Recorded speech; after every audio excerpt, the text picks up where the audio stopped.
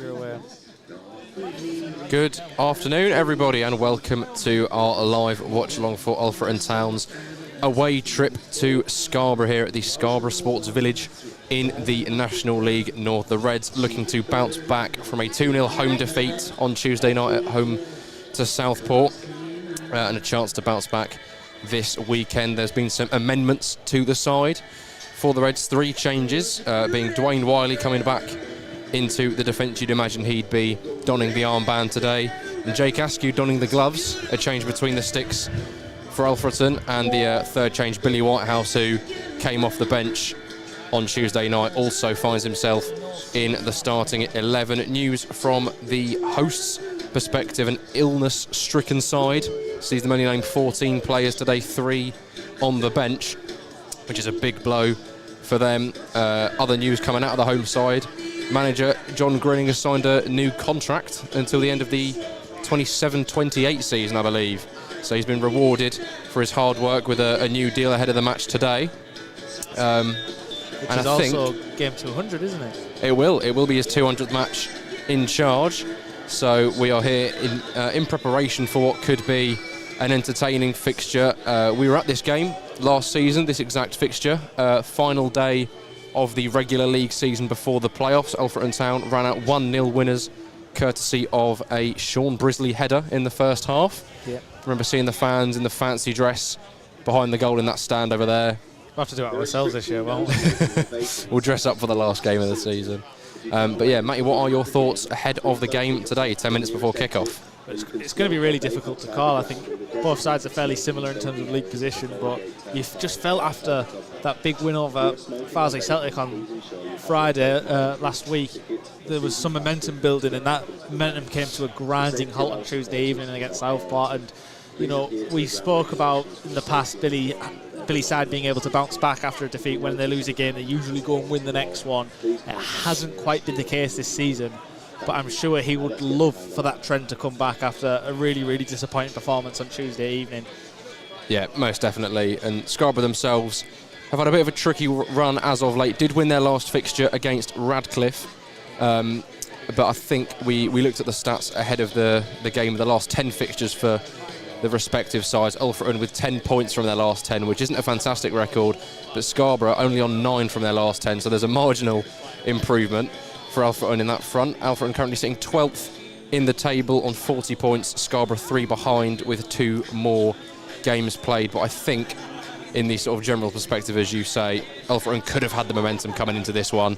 Following that win against Farsley Celtic, you'd hope that a follow-up victory would have kick-started, would have got the ball rolling against Southport, who had a poor record at the Impact. And I want to say it's the first time that Southport have done the double over Alfreton for 17 years.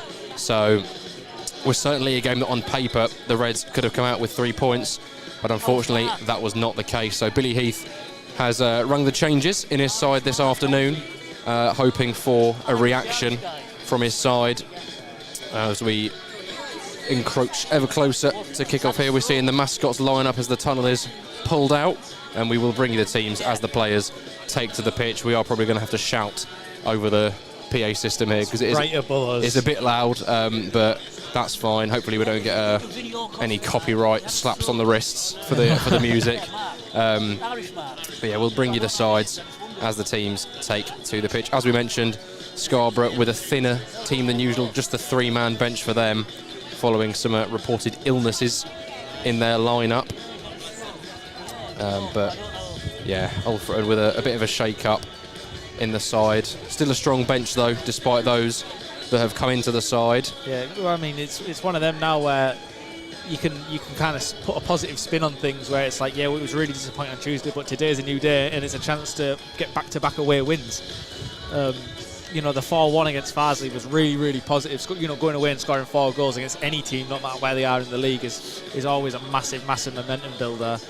Obviously not the case for Tuesday evening, but a chance again, back-to-back wins, and that's looking positive. You know, back-to-back wins away from home. I think any team anywhere in any division would be happy to win 2 games away from home. They say if you want to win a league, or you want to do well in a league, you should win your home games and draw your away games. If you're winning your away games, I think that's more positive than anything else. I mean, it's a good crowd here as well in Scarborough. It's pretty packed out. They've got good numbers. It's going to be definitely a tough place to come and get a result. But, from what I know from a lot of these players and what I've seen in the past, I think it's really, really possible. Yeah, and we mentioned that result last season where Alfreton did get the job done in that sort of performance that we saw so often last year from Billy Heath's side, where, not everything was absolutely 100%, but once there was a lead, it was one that the side could hang on to. And granted, being the final game of the season, Alfreton rotated the team a little bit. Scarborough didn't have anything to play for at that point, but it was still that kind of resolute performance that we got so accustomed to last year.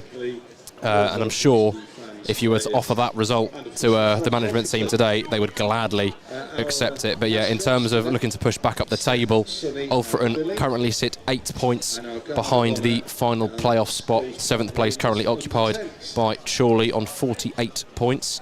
And it's going to be a bit of an uphill task, I think, for the Reds. It's something that we've been sort of used to for the past 2 seasons, for as long as we've been here at least. Alfreton in and around the playoffs for the majority of the season, might drop off here and there, but then come the end of the season, there's not too much worry about dropping out of it. But this season, it looks like it's going to be a tougher task than it has been for the past 2 seasons, most definitely. I mean, it's one of them now where, you can afford to, have a little blip here and there, but it's at a point now where Alfreton really need to start picking up some points again, or they are going to drift away from those playoffs places, especially Tuesday evening's opponents, Darlington, 3 points ahead of us. If they win today and we don't get a result, that gap extends and we will slowly drift further and further away from those players' positions. When you're in the top half of the league, those teams are there because they're winning games, and when you're not, you're losing ground. So it's at the point now where I don't think Billy Heath can afford this streak of poor results and poor performances to go on much longer. But I'm hopeful for today. I'm really feeling a positive vibe. Back-to-back away wins would be massive in the grand scheme of things, and that once again we'd have momentum going into Tuesday evening. Absolutely. Well, you've timed that perfectly as the teams do take to the field, and we will bring you both of the sides, starting with the away side, Alfreton Town, in their blue and grey away strip, with obviously Scarborough playing in the red. A change has to be made there. So in goal, as previously mentioned, the number 13, Jake Askew. Across the back line, and number 2, Josh Claxton. Number 6, Dwayne Wiley. Number 5, Adam Anson. And most likely playing on the left of the back line again, number 29, David Soledemi. In the midfield, we're looking at Adam Lund at the base of it, alongside George Cantrill.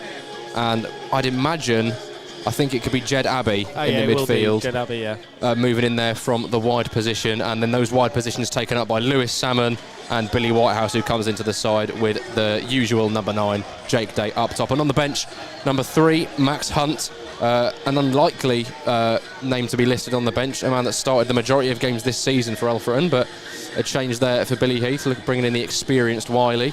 Number 20, Kobe Hall. Number 23, Nathan Newell. Number 24, Jerry McDonough. And number 28, David Robson, who drops to the bench in place of Jake Askew. And for our hosts this afternoon, they line up with number 1, Ryan Whitley in goal.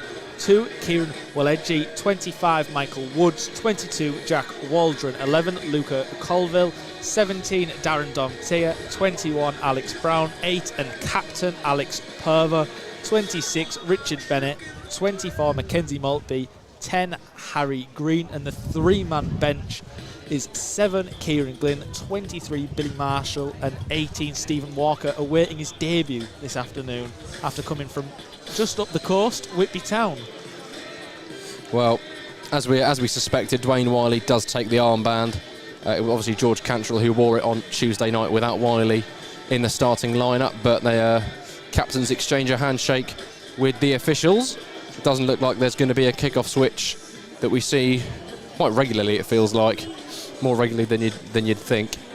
But I think we're going to see Lewis Salmon on the right-hand side, Billy Whitehouse on the left, George Cantrill on the right-hand side of the midfield, Jed Abbey on the left-hand side of the midfield, Adam Lunt in that holding role, and then the back line from right to left, Claxton, Anson, Wiley and Soledemi.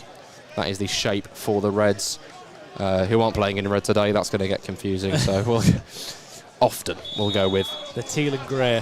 And there is the referee's whistle. We are underway here at Scarborough Sports Village. Scarborough with the kick-off, back to the goalkeeper and immediately direct, headed back forward by Wiley towards the Scarborough back line. They're currently sat high on the halfway line. Perver rescues possession knocks it back again to his defence. Alex Brown opts to go back to his goalkeeper, Ryan Whitley. Inside his own box, brings it forward now. Scarborough patient in possession in the early stages. Maltby checks back to his keeper again. And I think, if I'm not incorrect, this was the sort of play that we were used to from Scarborough last season. There were a couple of passages of possession.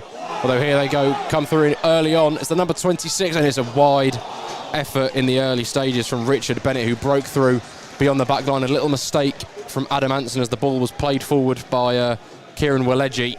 Anson came in to try and clear it, didn't quite get the connection on it, and it kind of skimmed off of the top of his boot and allowed for the number 26, Richard Bennett, to get in on goal. Got beyond Claxton, and his left-footed effort from the corner of the box was well wide of the net. Nothing for Jake Askew to worry about so far, but first chance of the game does go the way of the hosts. It's just a lapse in concentration from Adam Anson there. It's early in the game, you've got to get those ones right. Oh, Alfreton could be in at the opposite end immediately with Lewis Salmon, and it's in the back of the net. It's an unbelievable back-to-front move from Alfreton. Now the goal kick heads straight forward towards Jake Day. He wins the flick on. Looks like it might have been a little miscommunication at the back from Scarborough. Jed Abbey thought he might latch onto it, but eventually falls into the feet of Lewis Salmon on the edge of the area, shifts it onto his right foot, takes his time and finds the corner superbly. And Alfreton Town lead in the early stages after suffering an early chance. You would not have thought that was going to be the swift response to that early shot from Scarborough, but there we are. Alfreton Town, a mere minute or so into the game, are in front.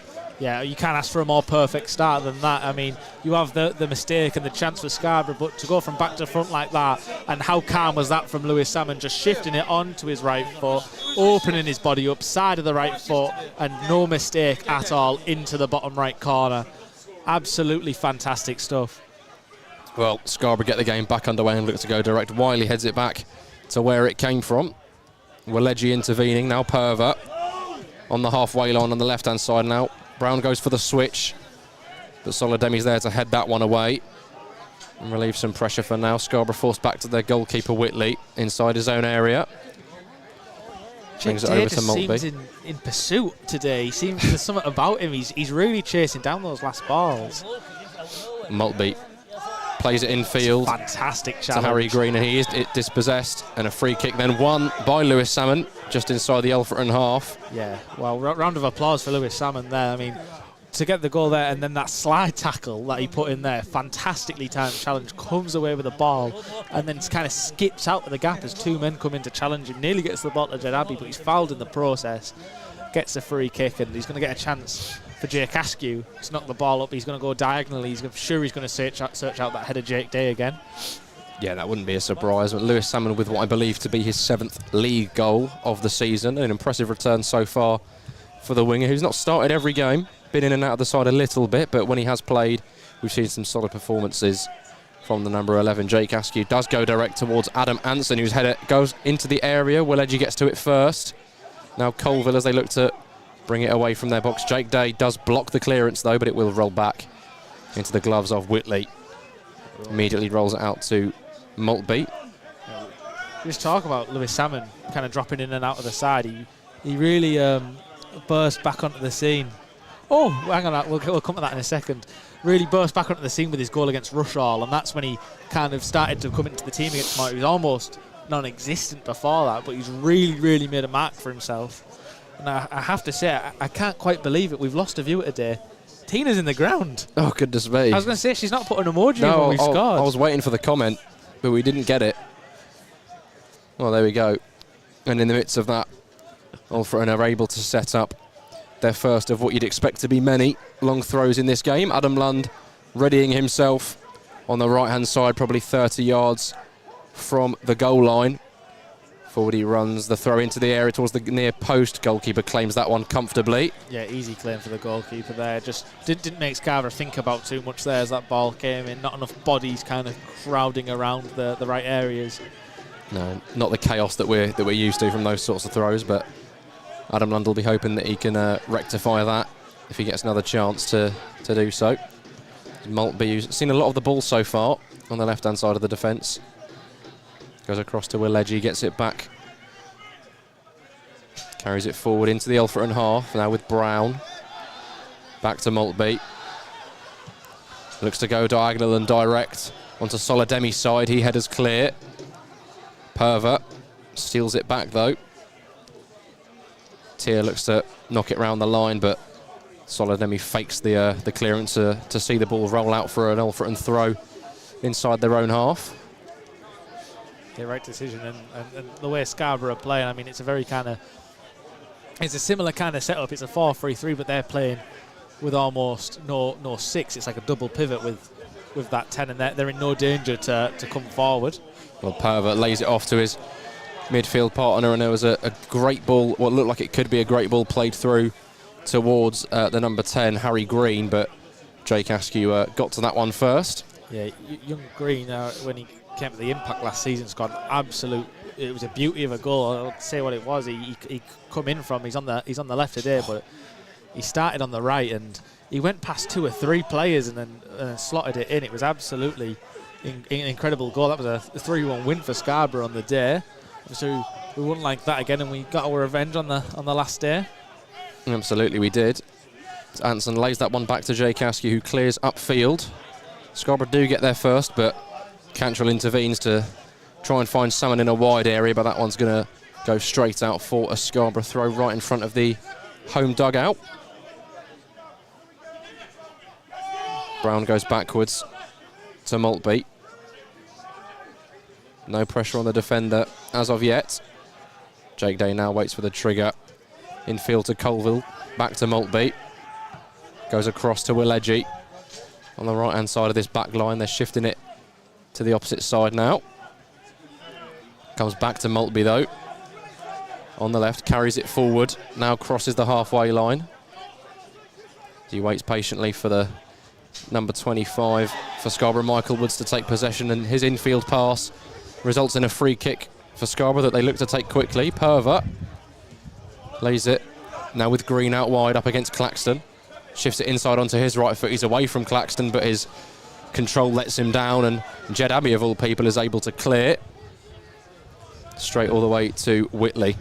It's just, once again, going to give Scarborough the chance to build out. I mean, they're waiting for Alfreton to come to them and just kind of going from side to side and kind of waiting to find that pass right through. And what they're kind of doing is they're trying to stretch the team out. The number 10 sat just behind the strikers, going and joining him almost as a level to create like a 4-2-4.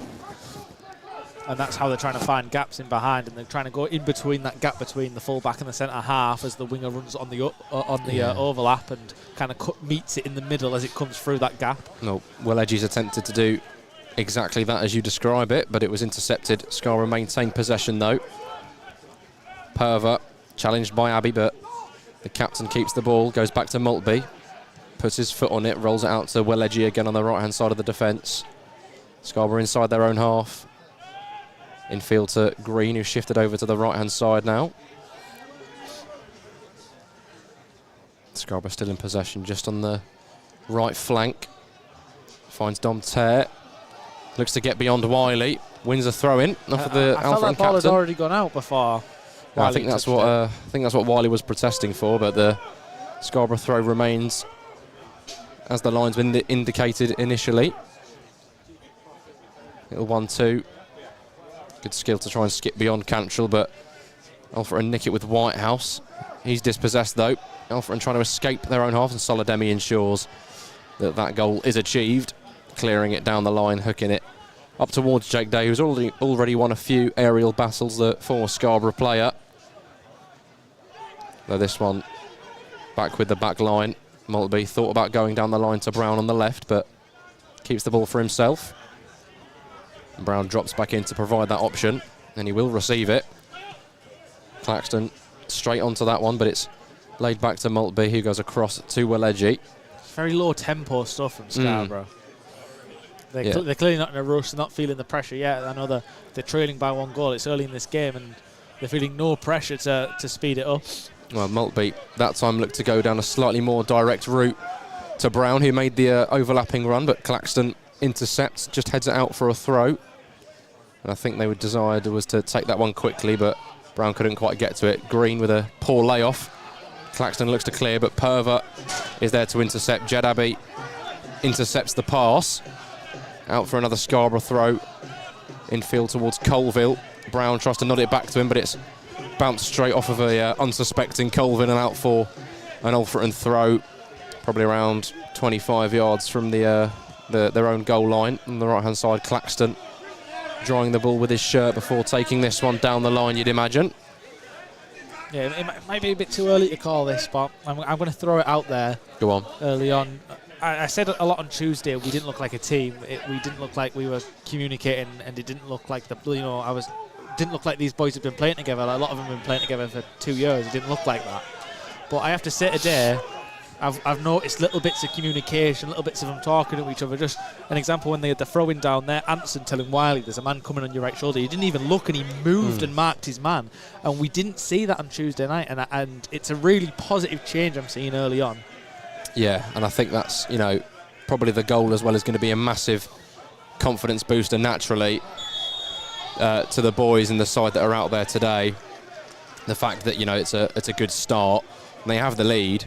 But as you say, the communication, a big factor that just appeared to be lacking on Tuesday night, and I suppose the experienced head of Dwayne Wiley in the back line is going to be aiding that.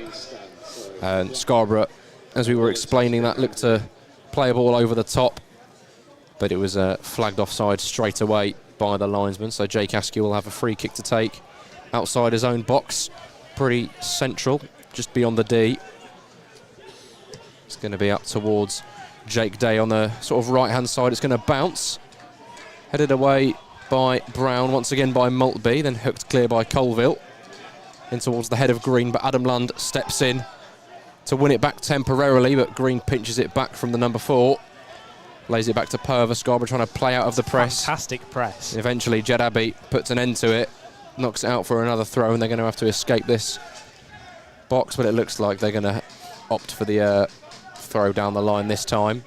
Really impressive press, that. I'm sorry. No, that's okay. Just had to jump in there. I mean, it's fantastic. I mean, Alfreton know Scarborough aren't going to try and play that long ball. They're going to try and play the way out of trouble.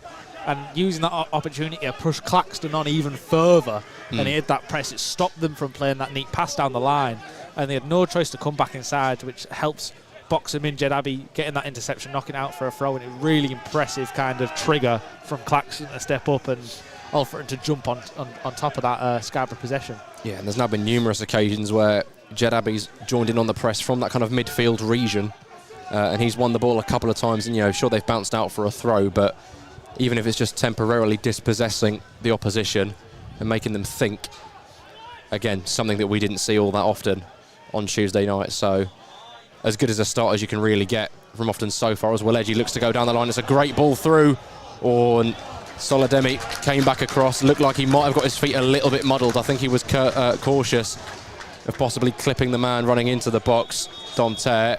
So didn't want to dive in for the challenge, but eventually the ball is popped out for a Scarborough corner, the first corner going on here, of the afternoon. It will be an early substitution. Looks like it might be a tactical one from Greening, and it's the number 18, Stephen Walker, one of 3 subs on the bench available for Scarborough this afternoon. Comes on in place of the number 21, Alex Brown, who was playing on the left-hand side of the defence. And I don't think, I didn't see him hobbling, I didn't see him with any sort of injury, so I do think that is going to be a tactical swap. Yeah, it's Stephen Walker, one of my own, formerly of Middlesbrough. Played for obviously Whitby Town as well.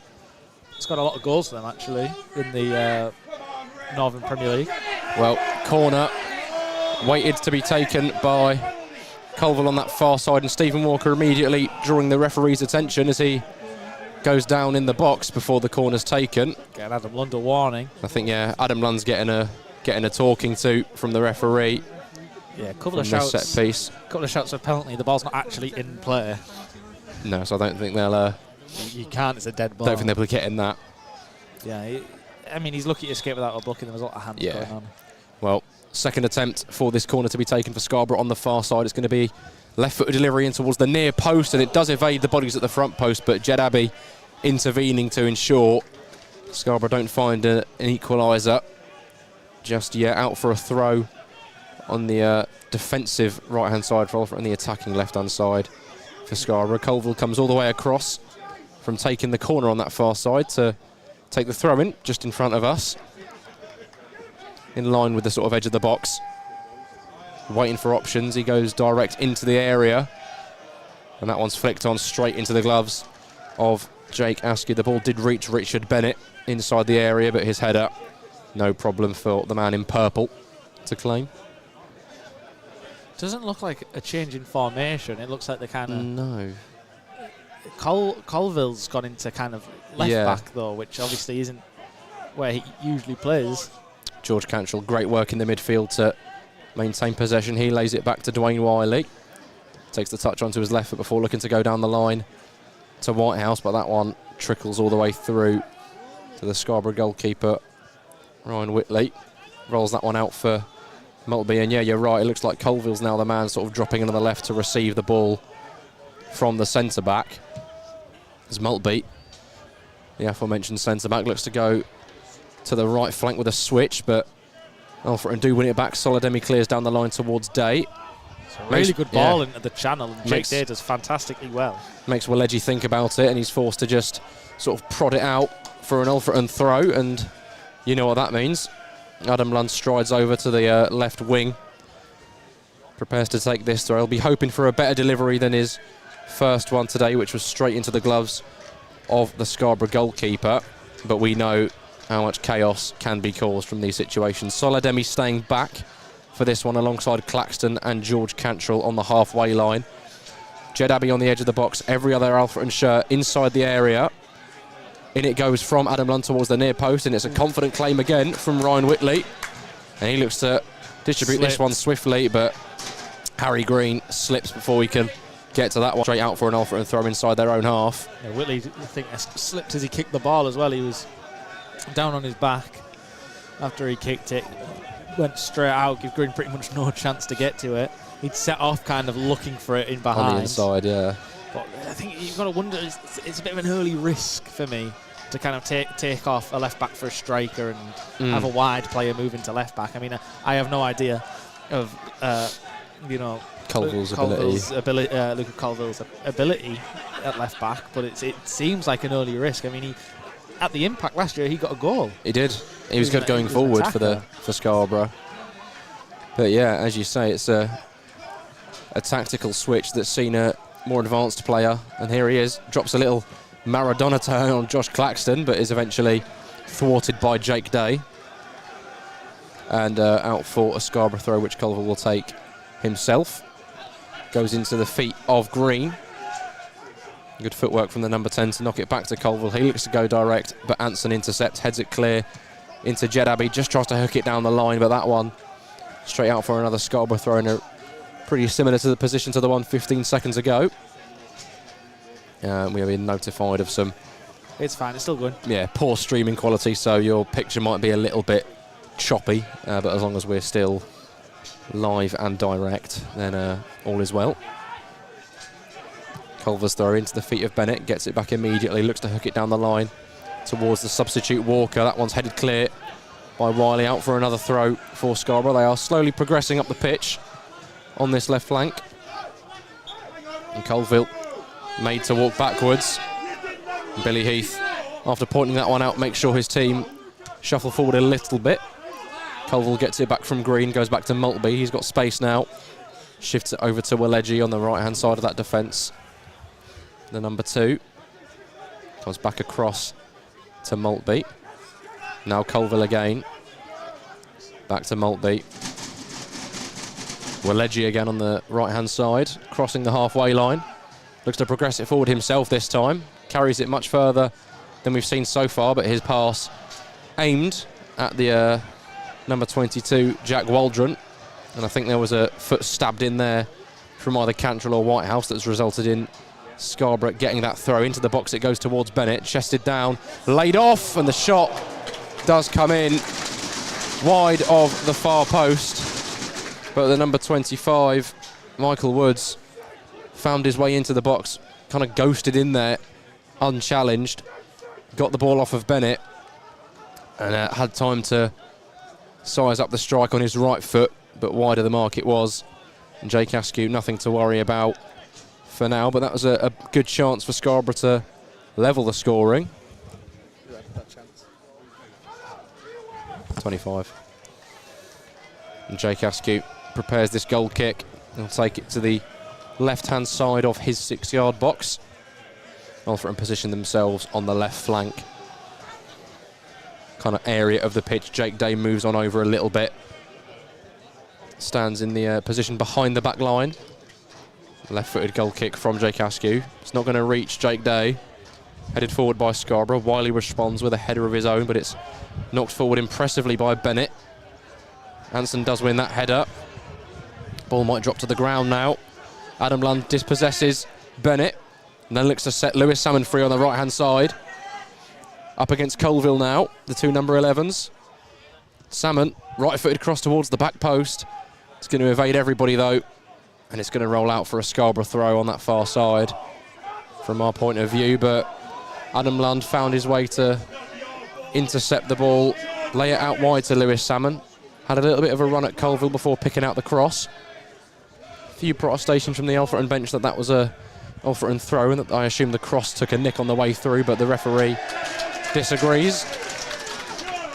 Although he does agree with the Scarborough players that is a foul just inside their own half. And the free kick not allowed to be taken quickly though. Michael Wood's unhappy about that, but eventually play continues. There's Willedge inside his own half. Waiting for the opportunity to present itself.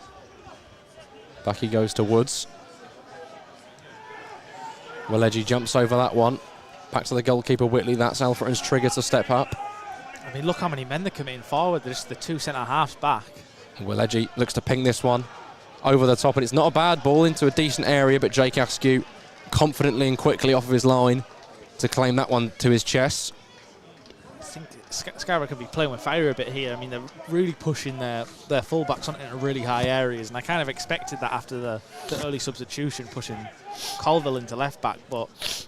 Lewis Salmon could be in again, and he does go down under the challenge of Colville, but yeah, I think that was more of a good use of his body from Colville. Green gets the ball. It's good footwork to get away from Claxton. Adam Lund comes across, but again his touch too far ahead of him. And the clearance goes up towards Jake Day, who does flick that one on, but it is into the gloves of the Scarborough goalkeeper. Lays it off to Purver as they look to get away, but it's back to the feet of the defence. Yeah. Whitley kind of helping out as a sort of third centre-back at times. What I was going to say before, go on. Salmon nearly scored, was, I mean, they're pushing people really high and they're leaving two at the back, and, you know, that creates, you are going to, you know, have more options and, you know, be more of a threat. It's harder to defend against, but you make one mistake, you know what I mean, you slip kicking the ball, or, you know, you misplace one of these sideward passes and someone nicks it, you're going to be in like a 2-on-2 or a 3-on-2. You're going to be outnumbered to pushing these players on, and Alfred could capitalise that on that, nick the ball high up the pitch, or, you know, if they don't send the pass long enough, not enough weight, and it comes straight back, they're going to be scrambling. Well, Scarborough continue to be comfortable with the ball at the back. On come the floodlights as we hit 23 minutes past 3. Salademi's worst enemy on Tuesday evening. Well, Alfreton do clear their lines there as Scarborough advanced into the attacking third. Back with Willedge now on the right-hand side of the defence. On halfway, goes into the feet of Green. Bit of a triangle, some intricate play, but Adam Lund steps in to make the challenge. Out for a Scarborough throw. And yeah, I'm sensing a tiny bit of frustration from some of the Scarborough supporters as Maltby took his time on the ball about a minute ago inside the centre circle. And there were lots of forward runners, but none of them were picked out. But I think, you know, as long as you're keeping the football, the opposition can't score. But then I suppose that's the frustrating thing, because Scarborough find themselves a goal behind. They look to change that now, though. Cross comes in from the right-hand side towards Bennett, headed up in the air by Anson, not necessarily away. Jake Askew tries to punch, and I think he wanted a foul, but the referee didn't give it. And it looks like the Scarborough players were kind of expecting the referee's whistle, as nobody followed up on the bouncing ball and allowed Jake Askew time to collect that one. I think Jake Askew should do better. He looked a bit timid coming for that ball. He seemed hesitant. He didn't, you know, when you're a goalkeeper and that ball is in your box, it's your ball. you're the only one who can grab it, and unless the rules have changed from when I played there, you were allowed to go through players to get there. As long as the ball ended up in your hands, the means were fine. If you go up, you jump for the ball, you take out a play, the ball ends up in your hands, it's not a foul. And there's always, a lot of people complaining about that. You see goalkeepers take out plays and they go, well, why isn't it a penalty? Because that's the rule. Yeah, that's true. As long as they're going for the ball, it's not, a malicious attempt. And he looked timid. He looked like he didn't want to go for it. And he kind of jumped and went to punch it because he hesitated and he wasn't going to be able to grab it, and then completely missed it. Luckily, the ball bounced in an area where it was, full of Alfreton shirts, and they could just leave the ball for Jake to turn around and grab. But it was not confident goalkeeping by any means. No, which, I think Jake Askew coming into the side looked pretty comfortable in the opening stages. Obviously, didn't have a great deal to do, but the few passes that he had to claim, when he had to distribute the ball, he looked pretty assured. But that was a little flashpoint, a little moment where Richard Bennett used his body just to give Jake Askew something to think about, and it could have resulted in a much worse outcome for Alfreton. As Jake Day working hard to win a throw. Yeah, nearly did a Maradona there, Jake. I know, he thought about it, didn't he? And then he thought, yeah, best not do that. I might break something. Well, the resultant throw is within Adam Lund territory, which I suppose is basically any throw in the opposition half.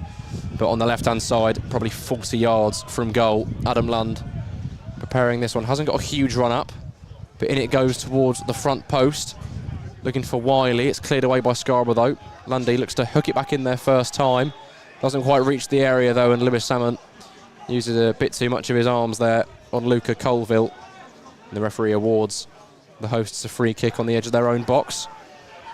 Billy Heath remains loud as ever, bellows instructions towards his front man Jake Day to stay high. As Whitley goes direct from this set piece towards Bennett. Headed up in the air, not necessarily away. Dwayne Wiley intervenes though to try and further it clear. Adam Lund now with the ball at his feet. Jed Abbey, nice little neat pass inside to find Billy Whitehouse on the left-hand side. Tries to run at his man, little step over, gets it back to Jed Abbey. This is some nice football from Alfreton. Abbey, ball nearly gets away from him, and he eventually is dispossessed by the number 22, Jack Waldron, and sees it out for a goal kick. But there was a little bit of trickery in there from you could tell Jed Abbey and Whitehouse. The added sound effects. It was a lovely. I thought, what is Whitehouse doing? He looked like he was about to turn around and go back towards his own goal, and then he little reverse step over, flick through the gap with the outside of his foot back to Jed Abbey. I thought, hang on a minute, what's cooking here? I know. Well, Scarborough looked to poke it through. Substitute Stephen Walker with an outside the foot pass.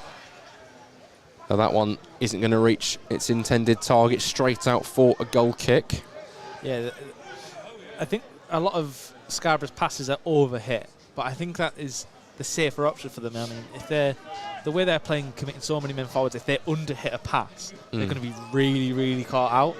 I think they're putting a little bit extra rather than a little bit little on the passes, and a lot is travelling straight through. Well, Askew's goal kick doesn't reach the halfway line. Solademi tries to make something of it and keep possession. Goes back to Wiley. Now all the way back to Askew, whose left-footed clearance does exit the ground. And that's not going to do his confidence any good. Not the most assured performance so far from Jay, but... No, and I think that's a big talking point for Alfreton, and you probably look at the absence of George Willis coinciding with the poor run of results. But this throw for Scarborough makes its way into the area. Pass was looking for Green, but Claxton makes the tackle. Salmon's clearance is blocked by Green. And Jake Askew comes off of his line there to claim that one. And, you'll know more as a goalkeeper than me, Matty, but I think even a little moment like that, where you've had a poor couple of instances, if you can be off your line and you can claim a ball, is that going to sort of chip away at the lack of confidence? Yeah, you're taking charge, you're running, you're taking charge, you're jumping on top of that ball, you've made it yours. And that's a much better ball from Jake Askew up towards Jake Day. As his flick on does make its way into the area, and Scarborough clear their lines, but only out for a throw, which will mean another Adam Lund torpedo delivery into the area. Sorry, go on. What were you were saying? It's one of them where I think Jake just needs a couple of moments where you can take charge. A corner, a cross into the box where you can come and collect it. It's something that when you do come through that crowd of bodies and come out with the ball in your hands and you can put your team on the front foot, that's the feeling that you need to get back on top. Well, Adam Lund prepares this throw, and in it goes towards the front post again, headed up in the air by Scarborough, by Bennett. It's dropped inside the area, and Jake Day puts it in the back of the net, but the referee's whistle had already gone. Whitley ended up on the ground in the crowd of bodies, and the referee again does not allow the quick free kick to be taken. Yeah, but Scarborough understandably frustrated. I mean, look at the space they had on the right-hand side there to come forward. Yeah, and I'm not too sure what the kind of rule is with these sorts of free kicks when the referee pulls it back to not allow a quick one. The ball wasn't rolling. Nobody was right in front of the ball. You know, and I think if you can take advantage of that, if you're quick enough to react and you're clever enough to work with it, I think you should be allowed to take the free kick as and when. Football's not just about ability. You know, you want to be a good football inside. There's 11 players on the pitch. You can't just put 11 talented people out there. They've got to work together. They've got to have teamwork. But more importantly, you've got to be switched on all the time. You know, teams can find one mistake, you know, one lapse in judgment, and they can punish that. You have to be switched on. And if, you know, we're busy, you know, putting the ball in the back of the net and, you know, people running around and want to complain at the referee, you're not gonna. Hang on, that's wonderful. Worth a mention, David Solademi stepping into midfield, and he's pulled out two sort of thigh touches to knock it over two players. Jake Day holding his foot down. Lay off to Jake Day, who then his pass to Salmon was adjudged to be offside, but Jake Day has stayed down here following that move on the right flank, and he was holding his foot. He's back to his feet, and Ollie has waved on. And a chance for the two sides to rendezvous in their own technical areas. Have a bit of conversation with the management team and the fourth official as well, Adam Lund, directing his conversation that way. And yeah, Jake Day's boot is off as Ollie's looking to provide some diagnosis. If there is to be a change, you'd imagine it would just be a straight swap with Jerry McDonough coming into the team, although Kobe Hall is an option as well in that front line. But if this was to be a forced change for Alfreton, it's not one that you want to see. Yeah, definitely not. Definitely not, because Jake is, you know, he's rightfully earned that number 9 shirt and the spot leading the line for this Alfreton team over the kind of his last season. So there's a fella really giving it big just in front of us. It's quite off-putting. He's really earned his place over the kind of last season and a half.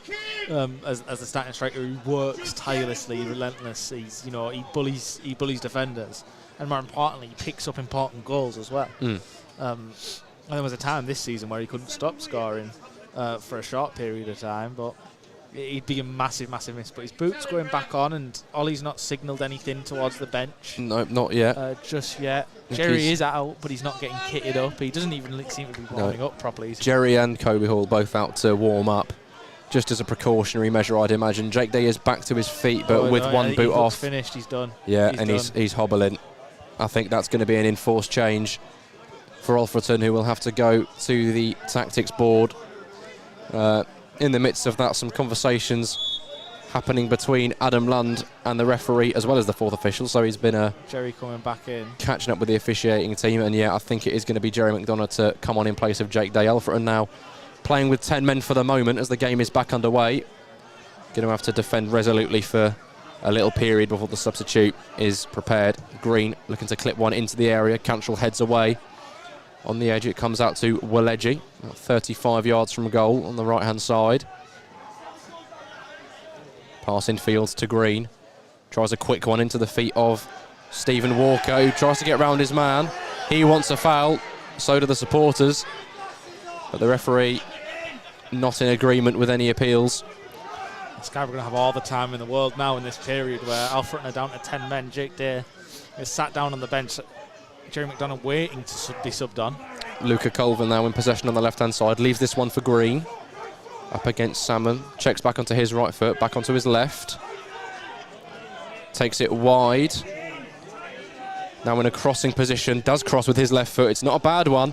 Evades Solademi, but it evades all the Scarborough players as well. And Whitehouse helping out of the back to clear that one away. Billy Heath barking at his players to get out. Josh Claxton now drops to the ground, holding his head. That is unbelievably clever from Josh Claxton. Which does mean that the referee has to stop the game. And in doing so, gives Alfreton the opportunity to introduce Jerry McDonough in place of Jake Day officially. He's been ready to come on for a couple of minutes. Off number 9, Jake Day. Well, Ollie was on because it's a head injury. Yeah, Ollie is waved on as a natural precaution because of the head injury that Josh Claxton went down for. Scarborough fans not happy with it. I think the referee's going to make him go off. Yeah, the referee is going to make Josh Claxton come off. He's so not received any treatment. I think it is a precaution of a head injury. Yeah, it will be. But the way to Alfreton have looked to get 11 men back on the pitch has now meant that they will again temporarily play with 10, but Claxton is going to be waved back on, you'd imagine, not too long after play gets restarted. And the referee, I think, is going to start with a drop ball, roughly where play ended up, and that's going to be slap bang on the halfway line with Welleji. Claxton is waved back on, so Alfreton back with 11 players on the pitch. Jerry McDonough looking to press immediately. I mean, I can't get over how incredibly clever that was. Claxton go down, hold his head, they get the referee's attention. I mean, Scarborough would have happily just played the ball backwards and forwards, come forward, and, you know, there was no one up there to press them or to challenge for it or to knock it out. You know, Whitehouse has to clear the ball. You don't want to put them out for a throw-in right deep into your own half.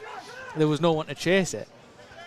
You know, he goes down, the play stopped, we get 11 players back onto the pitch, and he was only off for about 5 seconds, so... Yeah, well, Welleji looks to pick out one of those passes that you wide up in the early stages between that gap of the fullback and the centre half, but once again, overhit and rolls out for a goal kick, and Green on this near side was noticeably displeased about that and voiced his frustration to his teammate that the ball didn't come his side of the pitch, I'd imagine.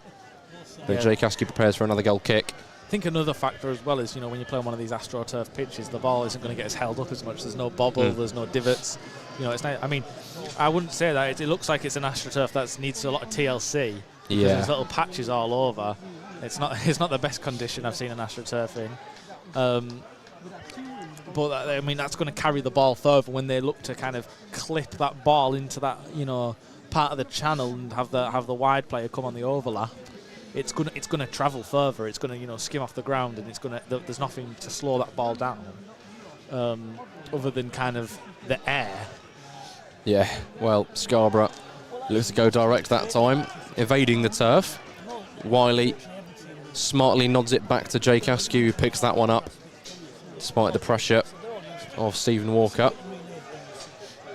Askew moves over to the left-hand side of his box, goes direct. It's a better kick than we've seen so far up towards Billy Whitehouse. McDonough looking to make something of it, picked off by Cantrell, who lets Whitehouse into the possession on the left-hand side. A little step over and a left-footed cross towards Salmon. Colville gets there first and clears towards Green, who's picked it up in the kind of left-back position right by the corner flag. Really good press again. Passes it down the line, did keep it in play, but Adam Lund looks to hook it back round the corner. Colville, the best he can do is knock it out for a throw, which sets up another Lundy launch into the box. Clearly something they've spoke about on Thursday at the very least, with Claxton, you know, pressing really high up the pitch when they try and play out of those tight areas. It's making it impossible for them to achieve that. Adam Lund goes short from this throw towards Whitehouse. He passes it back to him. Lundy tries the low cross to the near post, but cleared away easily by Scarborough, and Cantrell taking no chances with that one, knocking it back down the line, and it looked like it might have actually stayed in, but I think it's just bounced out before the spin on the ball took it back on the pitch, and Colville prepares for a throw down by his own corner. Knocks it round to his teammate Richard Bennett, but Alfreton do steal it. McDonough lays it back to Lund, who's stayed wide. Right-footed cross into the chest of McDonough. Jed Abbey trying to, well, I'm not sure if that was a shot or trying to knock it back round the corner for Billy Whitehouse, but he had to improvise, and it has gone out for a goal kick. Yeah, it was sloppy from Bennett, you know. He's seen Adam Lund come in, and he just tried to, like, kind of flick it past him, but there wasn't really anything in it. There wasn't any thought behind it. He just kind of flicked it at Lund, and Lund just got his body there and played it into McDonough, the quick 1-2, and got Alfreton on the front foot. Well, Whitley's goal kick headed away immediately by Claxton, and eventually cleared all the way through to the Scarborough back line. Ball now at the feet of Whitley. Goes to Waleji, who's got space. And he will progress the ball into the Alfreton half. Waleji looks to go for the diagonal switch towards Bennett, and is adjudged to have fouled his man as he wins the header. Free kick, too often outside their own box, about 25 yards from goal. And Jake Askew will be preparing to take this one. Yeah, I think we'll call back quickly to the Jake Day injury. It's certainly not ideal, and he'll be joining the already occupied treatment room with George Willis, Billy Fuster and Harry Perrett, who are all currently out with injuries. And Jake Day, hopefully not another name to be added to the long-term absence list. Funny little one I overheard on the bus. I don't know if you heard it as well, about Billy Fuster. I did. On his, he went to have his operation, I believe, and he thought he'd booked a hotel. He didn't. He booked an Airbnb. He booked a room in an old lady's house, and she invited him to watch telly with him. So he wasn't in a hotel, he was just with an old lady. Well, as long as he got the treatment, then sure he enjoyed his overnight stay. But it looks like Jake may have sprained his ankle. Yeah, the hopefully way he nothing was too serious. kind of hobbling off, and that'll be, you know, he'll probably miss Darling and on Tuesday. Yeah, which he'll be gutted about. To be fair, it's similar to, you know, I've sprained my ankle many a time. It's a maybe 1 or 2, 3 week thing. Well, Green progresses the ball into the box, crosses left foot low, comes back out to Purver, the captain, cries to shoot from the home fans, but he offloads it, and the shot does come in. Fantastic save from the number 22, Jack Waldron, and it forces a stunning save from Jake Askew, who has to go flying across to tip it wide of the post. That'll do it. Yeah, that'll get his confidence straight back up. First real diving save that the man in purple has had to make this afternoon. You can tell he's pumped up as well, because all in about 5 seconds he's rolled his sleeve up, messed with his straps, shouting at every defender, gloves, done his hair, shouting at a defender. Well, he has going to have a corner to deal with. Purver stands over this one for a right-footed delivery in swinger towards the back post. Cleared away by Alfreton towards the corner of their own box. Whitehouse lays it back to Jed Abbey, who has time to clear, and it is blocked by Dom Tear out for an Alfreton throw. Just a bit of a minor thing there. I'm looking at that corner, and I was kind of watching Jake Askew after making that save, seeing if he was going to, you know, you can have your confidence there, but there's such thing as being overconfident. I was just making sure he wasn't going to come and try and collect a ball. He shouldn't be collecting, but he had a Scarborough man on him, and Jerry McDonough was there to take the man off, but there wasn't really, he just kind of stood next to them. He let the Scarborough man mark Jake, and Jake should either be saying to him, get in between us, or, you know, they should be both kind of taking charge of that situation more. I mean, it's very minor, obviously didn't result in anything, but if they're going to be able to stick a man freely on the goalkeeper like that on every corner, they could pose a threat. Well, Colville carries it forward, and it's a nice incisive pass through to Green on the left flank. Now to the byline, carries it into the box, right-footed pass across the box, and it's a good intervention from David Solademi. Great defending from the new signing from Ulverchurch. Out for a throw for Scarborough, though. Still pressure on often. Colville takes it into the feet of the number 26, Richard Bennett. Back to Colville. Goes inside to his skipper, Purver. Back to Colville. Switches it across to Maltby. They've beaten the press for now. Maltby infield towards Walker. Cleared away by Wiley. Back with Maltby now to Waleji, who finds himself on the left-hand side of the back line, and he checks back to his goalkeeper. Bit of a change in shape for Scarborough at the moment. It's the defenders on opposite sides. Dom Tear. Ball back with Maltby near the halfway line on the right-hand side. Brings it slightly forward, a couple of 10 yards into the Alfreton half. Cantrell starts the press and does win the ball. Then just looks to hook it clear into an area. Ball back with Waleji now, though. Time for him to rescue possession. Goes across to Maltby. Should be seeing the board go up any minute now. Maltby brings it back across to Waleji. Into the Alfreton half now. Here's Green. Gets beyond Claxton with good skill. Poked inside towards Colville, right-footed. Tries to knock it back to the left-back that isn't there. McDonough knocks it back to Salmon. Just tells him to clear that one away into an area, and he obliges. The board is up 3 minutes of additional time in this first half. 3 minutes for Alfreton to hold on and go into the break with the lead. 3 minutes for Scarborough to find a leveller and enter the break level. Waleji comes back across to Maltby. Maltby still with it. Goes inside towards Colville, who's inverted into the midfield. What is it? Inverted fullbacks? I know. Waldron looks to go down the line to Colville, who's gone all the way over to the right-hand side. Back with Maltby, though. Now Waleji again. Sitting on the halfway line. Drops it into Green. Tries the first-time pass in field. Cantrell gets a boot on it to intercept. Lays it back to Adam Lundu. Hoofs that one far away, up towards McDonough. Beat into it by Waleji, though, who knocks it back to his goalkeeper. Probably about 2 minutes to go now in this first half. Maltby comes across to Waleji. He's got Green dropping in. Opts to go back inside to his defensive partner. Maltby carries it forward now. Stops on it, goes inside to Colville. Brought back across to the left-hand side of the back line with Waleji. Right-footed pass into Walker. Tries to get it out of his feet. Little Cruyff turn to maintain possession. Back it goes to Waleji. Maltby again. Bit of space on the right-hand side for him to drive forward now. Out wide it goes to Waldron. Got Colville inside. Uses him. Nice little back flick.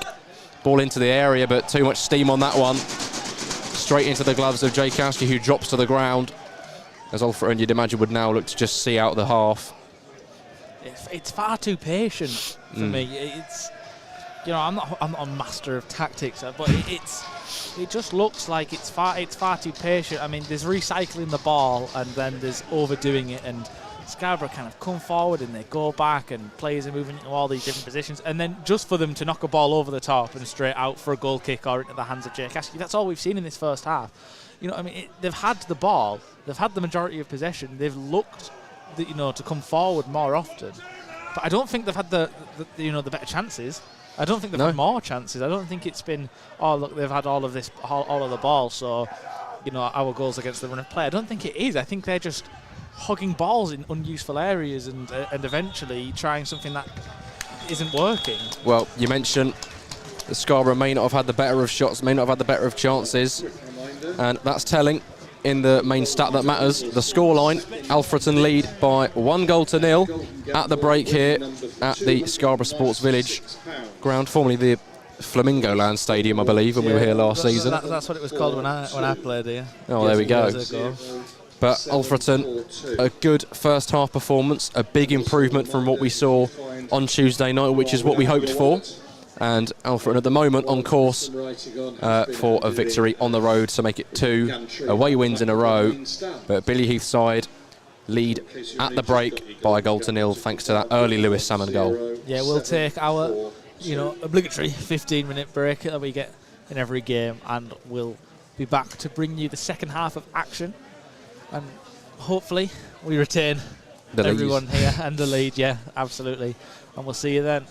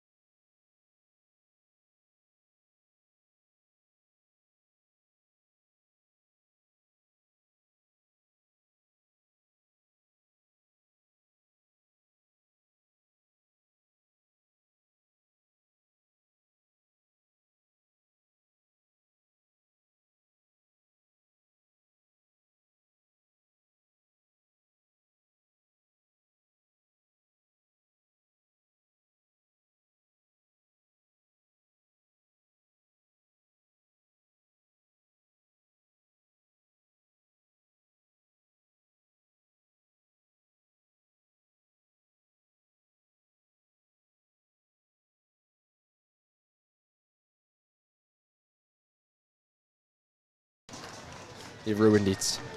There we go. We should be back. There's the picture. Well, hello everybody and welcome back to this Alfreton Town watch along for the Reds away trip to Scarborough at the Scarborough Sports Village. If you are just joining us, Alfreton Town lead by a 1-0 courtesy of a Lewis Salmon strike in the 2nd minute. Picked the ball up from a Jake Day knockdown, found space on the edge of the area, placed his shot right into the right-hand corner, and the teams have taken back to the pitch ahead of the second half. The only changes in the game so far, being the early tactical swap for Scarborough. Stephen Walker, who came on off the 3-man bench for Scarborough, and then obviously Jake Day forced off. So an enforced change there for Jerry McDonough to be introduced in that first half. But outside of that, I believe teams are the same.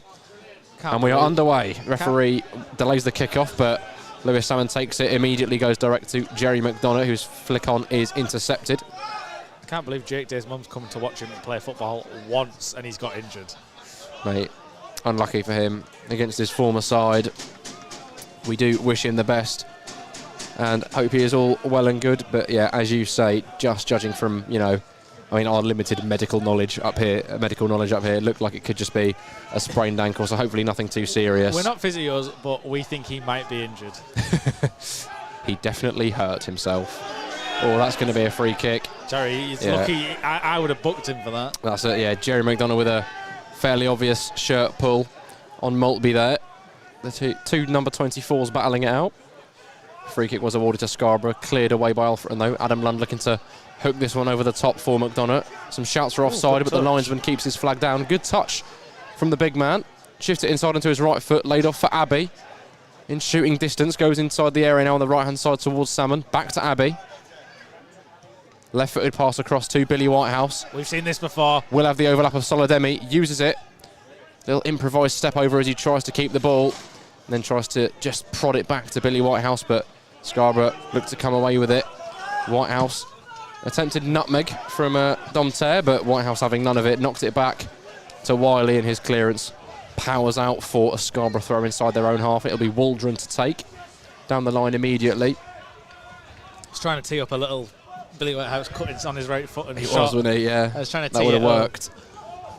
He didn't do that. No, probably the right decision, but if he could have struck that cross first time into an uncertain area, who knows what could have happened. But Scarborough make their way up the pitch with a throw on the right flank. Waldron standing over it, goes to Bennett, gets it back from the big man. Wiley steps across to put a foot in, forces them to retake the throw essentially. Goes to Bennett again, who's dropped deep this time, goes across the back line to Weleji, who stayed on the left-hand side of the fence with Maltby moving over to the right. Yeah, it's Green on that far side, chucking in some step-overs against Claxton, gets beyond him, gets beyond Abbey as well, but Claxton recovers, follows the play, and makes the block on the shot. The Green-Claxton matchup is making me uneasy. Green's a very kind of nippy player. He's off the mark when he sets off with the ball, and he changes direction quickly, which are two things Josh Claxton can't do. Yeah.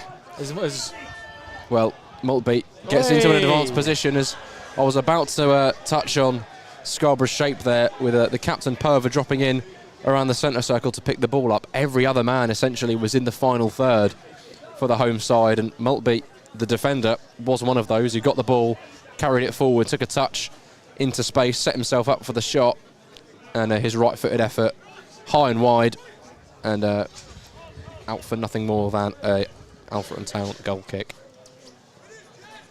Yeah, sorry, I kind of interrupted with the shot. Yeah, I've actually lost my train of thought, so come back to me. We're talking about Claxton's matchup with Green. Yeah, sorry, yeah. As experienced as Claxton is, and brilliant player in his own right. We saw this quick thinking earlier to get McDonough on, going down, holding his head, a bit gamesmanship, but we won't mind. But looks like we're going to see an early change in the second half for Alfred, as Nathan Newell is prepared, stripped, ready to come on, and it will be in place of, Josh Claxton. The recently mentioned so brilliant, Josh Claxton.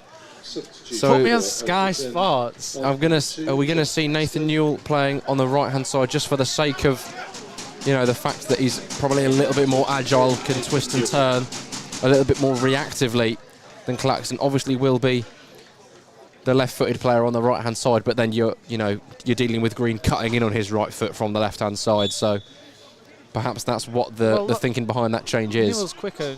Newell's more nippy. I think, in terms of actually, the ability to win the ball back, Claxton has that one-on-one with a man, but he's just not quick enough for Green, and I really saw it becoming an issue, which is why I pointed it out. Clearly, Billy Heath saw the same problem I did and made a tactical change. Makes you think, I reckon, you know, just my sort of theory that that might have been a chartered change, a planned one at half-time, but they just wanted to come out with the same team.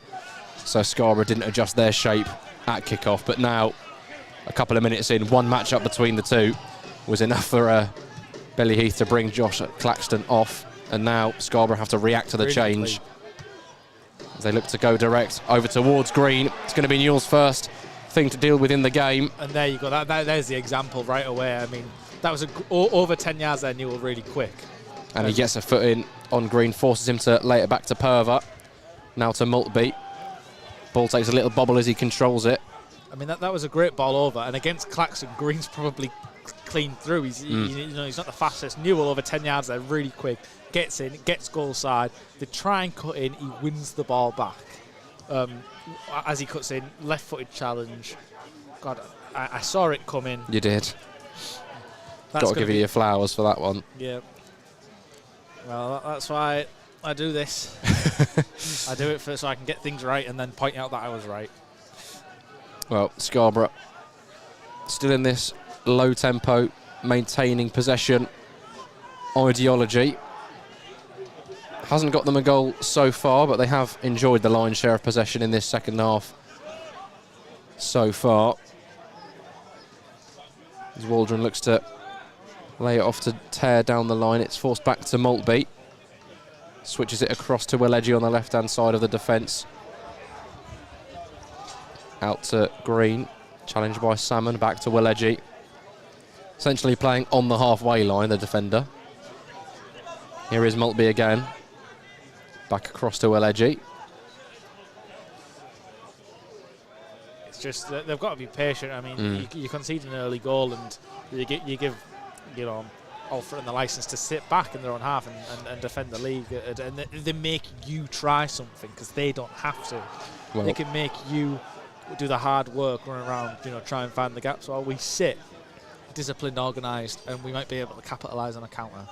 Well, Waldron comes back across to Maltby. We did see a little shift in shape for Scarborough there as Welledgy looked to progress forward. See Purver dropping in to kind of make the space for him.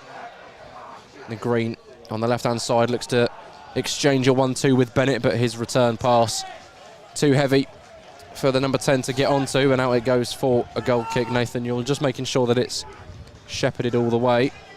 Jake Askew prepares himself for a goal kick. Didn't mention it when it happened because I think we were having a discussion, but the first sort of kick of the half for Jake Askew was a little bit sliced and nearly came out of play on this near side, and I think Scarborough might be preparing a change of their own in response.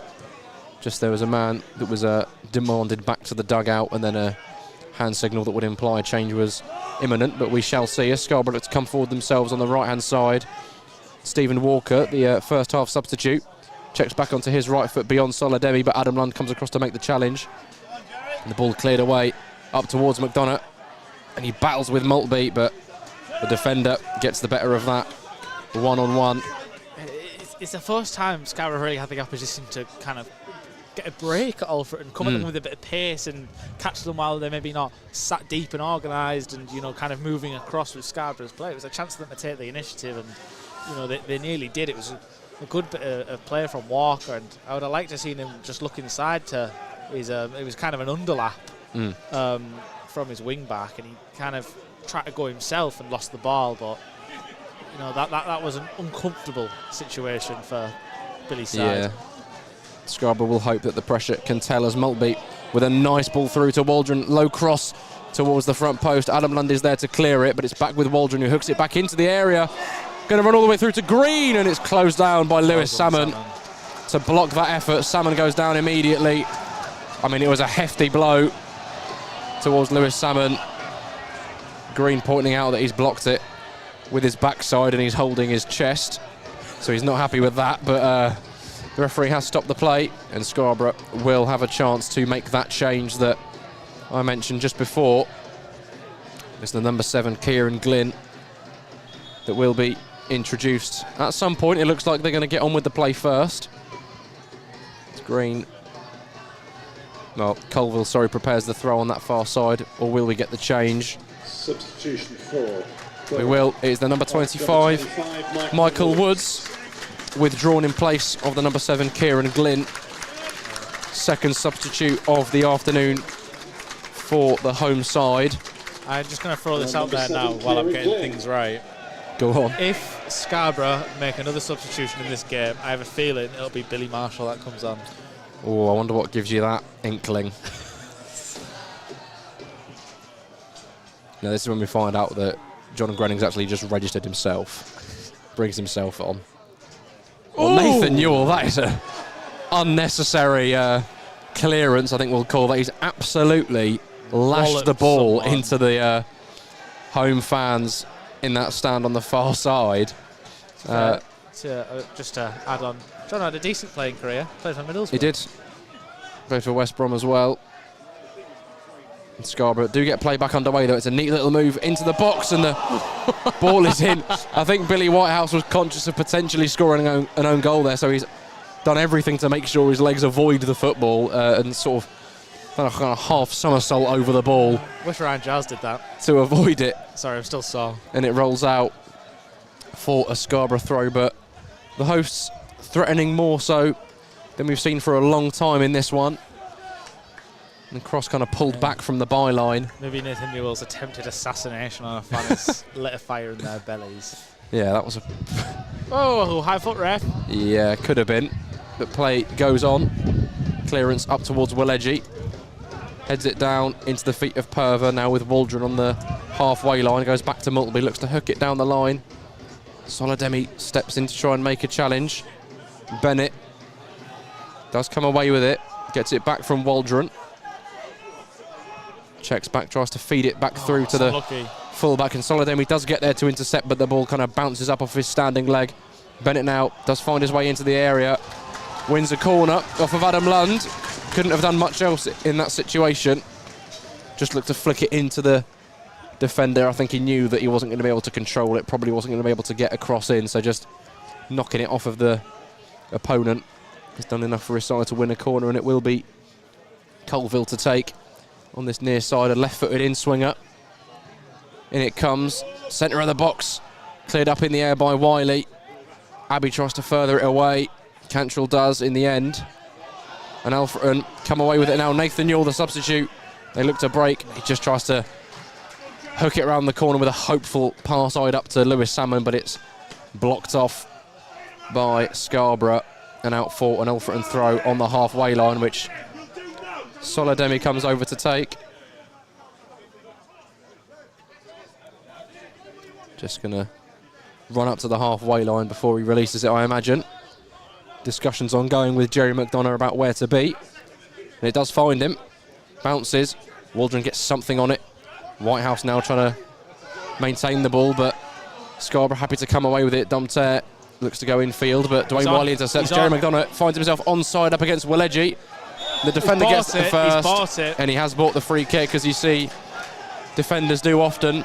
If you're going to go down facing your own byline, the referee's normally going to give those, and it's not something that Alfreton don't do themselves. It's just a football thing. Yeah, you feel that contact from behind, you're in a bit of trouble facing your own goal. You can go down and, you know, it's a cue for the referee to go free kick. And Scarborough look to go forwards. Inside, Anson intercepts Cantrell, pokes it through, and it is going to find McDonough. Looks to lay it off for Jed Abbey. He's one-on-one with Maltby. Shift it onto his left foot, whose shot is blocked by Maltby and out for an Alfreton corner. But Jed Abbey, nice little bit of footwork to kind of try and work a yard of space, but Maltby did well to recover and slam the door shut. Really promising little spell as well from Alfreton around about. We're getting on that hour mark now, 30 minutes left, and Scarborough seem to be getting more and more threatening, but this is a nice break in the play for the back line and a couple of chances, and, you know, getting on the front foot, a corner here, it's more positive. You know, it just seemed over the last kind of 10 minutes that, oh, maybe a goal's coming, but now, you know, it's not come. They've had the chances, and now it looks like it could be us. Well, Billy Whitehouse's delivery, right-footed. Oh, he was in towards the feet of Adam Lund at the front post. I don't think he was expecting that to land on his right foot, and he tries to improvise and find a shot, but that one's wide of the near post. Scarborough take the goal kick quickly, but it goes out for An Alfreton throw. Really well read from on the far side. Nathan Newell as well. Yeah. I think it's a smart substitute from Billy Heath. Obviously, fingers crossed, I don't want to jinx it, but since Nathan Newell's been introduced, we've not seen much of Green getting on the ball on that far side. Yeah, and if you are just joining us, we're around about the 60-minute mark. Alfreton leading 1-0 for Lewis Salmon in the 2nd minute. Well, Alfreton could add to their advantage here. Jerry McDonough takes the ball down on the right-hand side.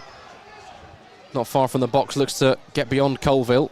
Does well to check back and goes to lay it back to Nathan Newell, but the pass from McDonough did the hard bit, and then the layoff just Pull him back, ref. Trickles out. Someone pull him back. For the throw, and Scarborough look to take this one. Colville goes inside to the substitute, Kieran Glynn. Really good press from Cantrell as well, forcing them kind of long and in the air. Yeah, forced to hook it up the line. Cantrell does come away with the ball as well. Wow. Lays it off to Lewis Salmon. Has space on the right-hand side. Looks to get beyond Colville. Cross into the area. Good clearance from Will Edgy, but it drops to Cantrell on the edge. Scarborough pinch it though, and Bennett looks to go direct down the line towards Green. Askew really well off his line. That is fantastic goalkeeping. He's in the right spot. In the right spot at the right time. Comes off his line, as you say. And he's there to claim it, put an end to that sort of mini heart-in-mouth moment for Alfreton as the ball looked like it might find its way through to Green, just as I talked about him not seeing much of the ball. That would have been typical. All day. All over Jerry McDonough there to try and win that header. McDonough folds to the floor. And the referee awards Alfreton that free kick. Probably, I'd say, 30 yards from goal. Just to the right of the kind of middle of the pitch. Potentially a chance for Alfreton to add to their advantage, find that goal cushion, which would be a welcome one. Billy Whitehouse standing over the set piece. Anson makes his way over to the left-hand side on the edge of the box. Wiley's up there too with McDonough. Solidemi, Cantrell and Newell back on the halfway line. Abbey and Lund options outside the area. Salmon in there as well. In it comes from Whitehouse, clipped towards Wiley, gets his head to it, it's back across for McDonough, flicked, and Adam Anson knocks it in on the goal line. It's 2-0 to Alfreton Town. He's onside. It's a neatly worked set piece. The delivery from Whitehouse, knocked down by Wiley towards the feet of Jerry McDonough. He diverts it goalwards, and Adam Anson is there to make sure Alfreton Town lead by 2 goals here at Scarborough, at the Scarborough Sports Village, and that, you'd like to think, is going to make this an easier game for Alfreton to see out. But Anson, poacher's instinct at the back post, celebrates with the fans behind the goal. And Billy Heath's side have reward for their hard work. Yeah, I mean, it's a fantastic goal. There's nothing else you can say about it. The ball in, Dwayne Wiley's head across goal, Jerry McDonough's headed down, and Anson just there to make sure it finds the back of the net. And really well, I mean, I don't imagine it's something they've worked on in training, but it was really, really clever. The ball across, the header back across. It was, one after another, and it's the desire that the Alfreton players showed to win those headers. It should not be so easy, There's 2 headers won there, and they've both been Alfreton players in the box. And then the third ball that's bounced has fallen to Anson at the back post. And from the Scarborough perspective of things, they're going to be really, really disappointed with that goal. Yeah. Because that's 3 balls. That's 3 times the ball's been touched by different Alfreton players in their box from a set piece with unanswered. Yeah, and as you say, whilst that might not have been something that's been worked on the training ground, it wasn't tactical, but it was instinctive. Yeah. Every single header won by an Alfreton player, and then Anson is there on the goal line. Might have been heading in anyway, but nothing wrong with making sure. The centre-back finds the back of the net in similar fashion to how he did against Oxford City away earlier this season. But Alfreton Town now 2 goals to the good. In the midst of that, after the goal, Jerry McDonough did find himself down on the ground. Ollie introduced, and I think he should be okay to continue. He's wiping his nose, but, maybe he's just got a runny nose. Don't think it's any blood. You look as well when we talk about the instinctiveness in the area to win those headers. I mean, it is kind of, it's Billy's philosophy. You put the ball in the box and cause the other team problems, because it will eventually fall for you. If you ask enough questions, you will be able to find the answer eventually. And you know, to win those headers unanswered and the ball ends up in the back of the net, that's poor defending from Scarborough, and Alfreton have punished it. And you know, after that spell of football as well, it's probably deserved. I think there was a... Ooh. Scarborough somehow come away with that one. Yeah, kick-off has happened now. Jerry McDonough still waiting off the pitch to come back on. Not too sure what happened. There might have been something with his hand. He keeps checking it. Billy Heath now demanding the referee's attention, but Scarborough play on. Alfreton with 10 men once again. Green cutting in from the right-hand side now, looks to prod it through. Solidemi gets a foot on it, and then Jed Abbey furthers the clearance. Welegi tries to get it back into the area though, bit of a ricochet. Abbey now again clears it up the line towards McDonough, who is back on the pitch. Tries to switch that one over to Salmon, but he's bullied off the ball by a combination of Scarborough players. And the back line have it once again. Welegi, Maltby and Perver dropping in as well to change up the dynamic a little bit. Substitute Glynn checks back in field towards Colville, plays a 1-2, goes back again and goes down under the challenge of Jed Abbey. Free kick taken immediately. Perver's pass though intercepted by Anson. He just hits an area. I think he wanted the run of Whitehouse there, but defensive duties were calling. So Scarborough have it back with Green inside their own half on the right hand side. Maltby across to Welegi.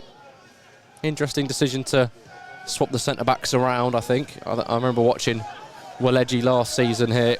Played as more of a full-back, found himself in advanced areas a lot of the time, but today he's been sort of stuck at the halfway line, exchanging 1-2s with Maltby.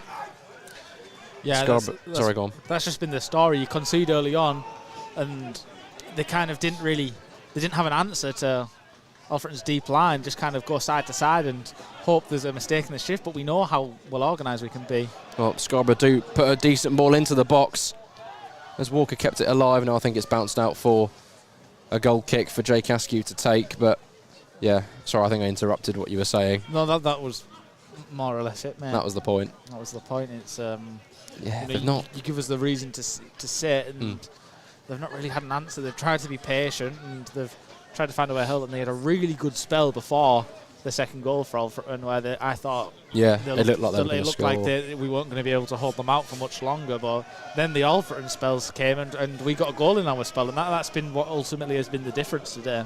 Yeah, and ultimately it's going to be much more of a challenge for Scarborough to kind of, allow Alfreton to sit back with a 2-goal lead than with one, because it's going to take more than just the 1 goal to get back into it now. Jerry McDonough battling for that ball, but he is flagged offside. I think he disagrees with the referee's judgment, but he looked offside from up here. I think he felt. I think he was fouled. I think he thought the referee give a foul. Ah, right. Well, Maltby looks to switch that one over towards Walker. The header is won by Anson. Scarborough still have possession though. Is Glynn on the left-hand side up against Abbey. Goes across to Walker, brings it infield. Nathan Newell puts in a firm challenge. Walker puts in a firmer one on Cantrell to win it back. Perver goes across to Walker in the centre of the park. Back with the captain, Perver. Ball in now from Glynn, headed away by Salmon. Jed Abbey knocks it around the corner for Nathan Newell. Thought about playing an advantage, but the referee awards the free kick. Yeah, there's not an advantage there. No, not really. It's Newell and McDonough on kind of 3 defenders, and I think he did the right thing. I think I would much rather have the free kick there and the possession and the chance to get bodies up the pitch and look for a header. Well, the referee did dish out a booking as well. It's okay. In the midst of that, yeah, YouTube's playing with us. It says we've got an excellent connection, but it stopped the little feed. But hopefully you can still hear us. Yeah, it's fine. Referee met with some boos by the home support. I don't think there can be too many arguments about that particular foul, to be fair. But Alfreton just with a chance to run the clock now. Jake Askew's free kick is sent direct up towards McDonough. Might reach Salmon. Welegi heads it clear. Whitehouse nods it back. Tries to find Salmon, but it's going to roll out for A Scarborough throw in their defensive third on the left. Culver with the ball in his hands. He's got Bennett down the line, who he looks for. Nathan Newell gets there first and draws the free kick.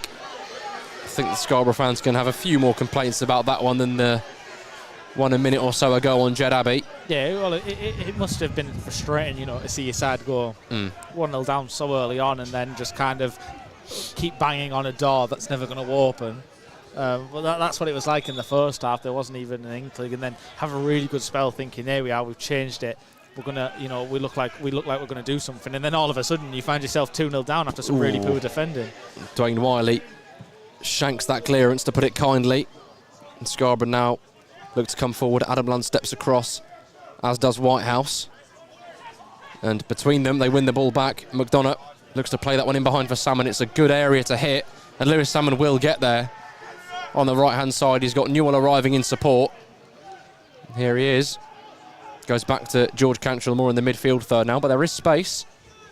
Checks back to Dwayne Wiley, though, just inside the centre circle. Looks to go direct towards Adam Lund. Flag stays down. He heads it across towards Jerry McDonough. Gets the shot away, and it's initially saved by Whitley. Nearly got to the rebound, and I think he knows how close that was to making it 3-0. Lund looked offside from up here. I think Salmon did too, but the referee kept, the linesman, kept his flag down. It was very, very tight. Salmon, it was tight, yeah. For me, was definitely offside. He did the right thing leaving it. He's tried to win a free kick there, but he's not going to get it. Lund, I did think, was onside. I would have loved to have seen him chest that ball down. Well, he just tried to nod it across to his striker, who was in a good position. But Alfreton come forward again. Salmon on the right-hand side up against Waleji. Hasn't quite got the support. Goes down under the challenge from Waleji, but no free kick this time. As Scarborough looked to carry it away through Glynn. It's coming very end-to-end. He's coming to the Alfreton half now.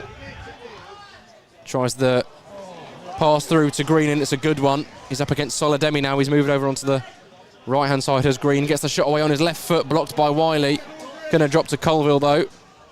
On the edge of the box, it's back to Green. Right-footed strike this time. And I think it's blocked on the way through, and Jake Askew reacts quickly to come across and pick that one up in his own time. Yeah, and that's the tactical switch from Billy's forced Green out onto this right-hand side. And Newell's, I mean, he looks like he's had a great half of football. He's been coming down this side. Look, and here he comes now. Yeah, Nathan Newell in acres of space on the right-hand side as he progresses into the Scarborough half. Lays it back to Adam Lund, who's right-footed. Pass down the line is in search of Salmon. And despite his best efforts, Waleji comes away with it, lays it off to Purver. Now Glynn inside the Scarborough half. Just waiting, I think he wants the short pass. Here's Waldron. Now to Green, gives it back to Waldron. Glynn again. That was an easy little triangle for them to play. The ball played inside towards Tare. Adam Anson with a no-nonsense clearance, sends that one out of play for a Scarborough throw on the right side. Green takes the throw to Waldron, gets it back. The number 10 up against Whitehouse. Whitehouse puts his foot in strongly to dispossess him. Goes out for another Scarborough throw, though. Green doesn't hesitate to take. Goes back to Waldron. Goes back further to Mackenzie Maltby. Waldron again, inside to Bennett this time. Goes back to Waldron. He's advancing forward into the feet of Glynn. Bennett again. Scarborough just happy to play patiently still. Here is Green. Looks for that killer pass inside towards Bennett.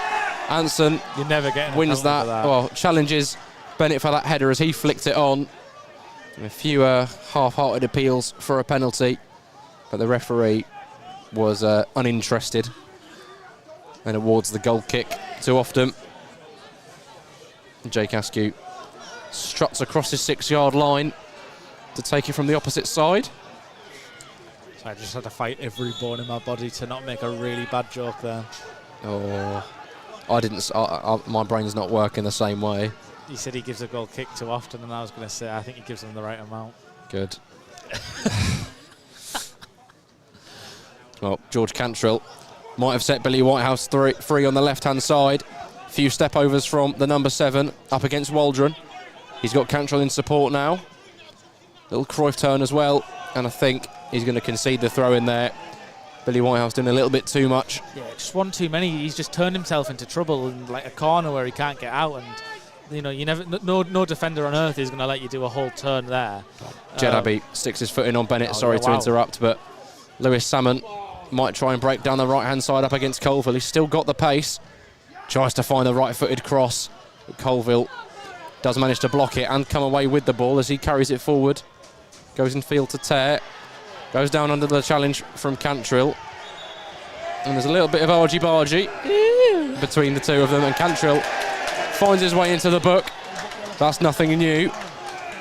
And the referee has to tell Dom Tear to just relax a little bit. I think Cantrell knew what he was doing, obstructing the free kick, because if Scarborough took that one quickly, they could have broken. But now Alfreton have a chance to regroup at the expense of a Cantrell booking. But I think that's a trade that they won't mind taking. Yeah, 15 minutes on the clock, picking up a booking, making them play this slow build-up game once again. I mean, you're getting the feeling as the minutes go on, Scarborough need to go more and more if they want to salvage anything from this game.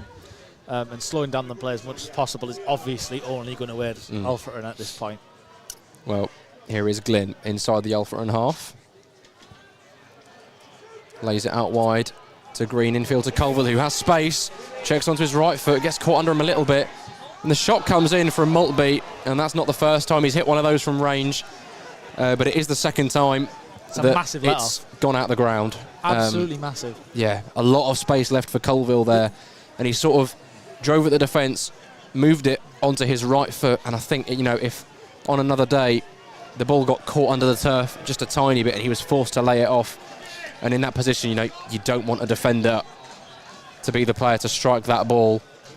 But a relief for Alfreton, out for a goal kick again for Askew to take. Yeah, for Colville to pick the ball up on the edge of our box with that much space, I mean, he should have had a go himself. I don't think he should have played it across. It's really, really poor. You should not be able to, you know, especially holding on to a lead, and, you know, they've had to build that up slowly from the back. It's not like they've caught us on the counter and someone's in space.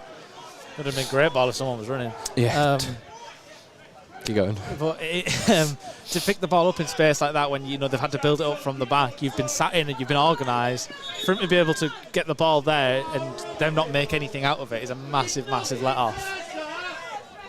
Well, Scarborough have themselves a throw deep inside their own half. Maltby goes down the line towards Bennett. He flicks it on. Walker tries to get it on a little bit further, but only as far as Tear. Back with Maltby now inside the Scarborough half. On the right-hand side. Time for him to slowly progress the ball. A little triangle between himself, Glynn and Bennett. Maltby now elects to go to the opposite side with Willegy. Finds Green. Gets inside of Nathan Newell, forced to pass it to Colville. Out wide to Walker. Green now finds himself in the 10. Jed Abbey putting the pressure on. Ball shifted to the right-hand side though for Waldron. He's up against Whitehouse. Pass to the edge of the box to Green. It's a great touch. Doesn't quite get the space for the shot. Gives Nathan Newell enough time to intervene. And Lewis Salmon clears it away, relieves some pressure, gives Alfreton a chance to step their back line up and regroup once more. Scarborough though back with possession. Purver dropping in to pick it up in the centre circle, looking to dictate something. Willegy on the left, goes back to Purver. Creeping forwards. Goes towards Maltby on the right-hand side. Tries to play the pass infield towards Tear, who is making the run, but Soledemi alert to it. And his clearance blocked by Waldron and out for an Alfreton throw. And you'd imagine that one is going to be sent down the line towards Jerry McDonough. But just another chance for Alfreton to bide a little bit of time. And I was wrong. The throw goes back to Jake Askew. Chests it down and has plenty of time to set himself for the clearance. But Willegy gets there first. Adam Lund having to step in. And Dwayne Wiley taking no chances. Goes direct towards McDonough. Tries to make something of it. He does well to lay it off to Jed Abbey inside the centre circle now. He's got Lewis Salmon to the right of him. And he will use Salmon. Goes back to Adam Lund. First time ball down the line to Jed Abbey. Really clever. Pulls it back to Jerry McDonough. The ball just outside the area now. McDonough, himself patient. Lays it off to Solademi. Just coming forward on the left-hand side. Lays it off to Billy Whitehouse. Back to Solademi. Wiley's calling for it. Wiley's calling for it still, and he does get it eventually. Looks to clip it up towards McDonough. Doesn't quite have the curl on it, but Cantrell and Lund trying to step in, but Perver comes away with it. Tries the Hollywood pass over to Green, and it's a great header back to the goalkeeper from Nathan Newell, and Jake Askew knows that he doesn't have to pick it up immediately. Takes as long as he can. Just going to be a case of game management now, I think, for Alfreton as we enter the later stages here. Strong neck muscles there from Newell to get it back to the goalkeeper. Probably all the banging of the head against the wall we're doing Sunderland. Askew with his long pass aimed at Whitehouse, but it's picked up by Scarborough. Now with Glynn at the back, deep inside the Scarborough half. Colville picks it up. Comes across to Waleji, who's now central in this back line. Here's Maltby. Tries to fire a pass into the area. Dwayne Wiley does get his head to it, but it's awkward. Walker could have got a shot away there. So lack of communication between the Alfreton captain and Jake Askew. Looked like it was maybe going to be, I thought Wiley might be trying to nod it back to Askew, but that would be very risky. Thankfully, though, Alfreton get away with it. Scarborough back in possession with Maltby on the halfway line across to Waleji. Just been passed on an interesting bit of information. Go on. Farsley Celtic 1, Needham Market 6. Ooh. That was my reaction. Yeah, Farsley Celtic not having the best of times in the National League North at the moment, both on and off the pitch. Scarborough looks to come forward through Colville, brings it into a central area, lays it off to Maltby again. I'm sure he won't shoot this time. He doesn't. Clipped in towards the back post. Drops towards the edge of the area, but Salmon is there first. McDonough. He's kicked out at him. Yeah. Him and Perver having a little bit of a battle. Play continues, though. Here is the Scarborough captain, Perver, goes across. The ball into towards Tear in the area. Good take on his chest. Lays it back towards Colville. Left-footed shot, closed down really well by Adam Lund. Alert as ever. Well, to divert that shot out for a corner. Adam Lund on Tuesday evening had a very uncharacteristic performance, but I have to say he has come in today and been absolutely fantastic. Well, Scarborough will ready themselves for this corner on the far side. Waleji stands over it. Green is the short option, but I think he's going to be sent into the area. In comes the corner from Waleji towards the back post, and that's going to go past absolutely everybody. Curl its way out for a goal kick. McDonough, the only man who really had to do any work there to see it out for a goal kick. In the midst of that, Dwayne Wiley has hit the deck, and he is on the ground. And we're now seeing the substitute for Alfreton getting ready to be introduced. It looks like it's going to be Max Hunt, who's taken his bib off and is receiving his away shirt. That's cold. Ollie has waved on. He's got his jacket on now, as it is rather chilly. Yeah, well, Wiley receiving some treatment and a chance for the Alfreton players to have a quick chat with the management team. Yeah, well, we'll come in on into the final moments of this game. I can see some Scarborough fans making their way towards the exits, but it's been a very, very good performance. And like we say, this will be 2 away wins on the bounce, which you can absolutely not complain about. No, not at all. And helps, some much needed momentum for Tuesday evening's game live on DAZN against Darlington. We've been picked for television coverage. We have, which is absolutely massive.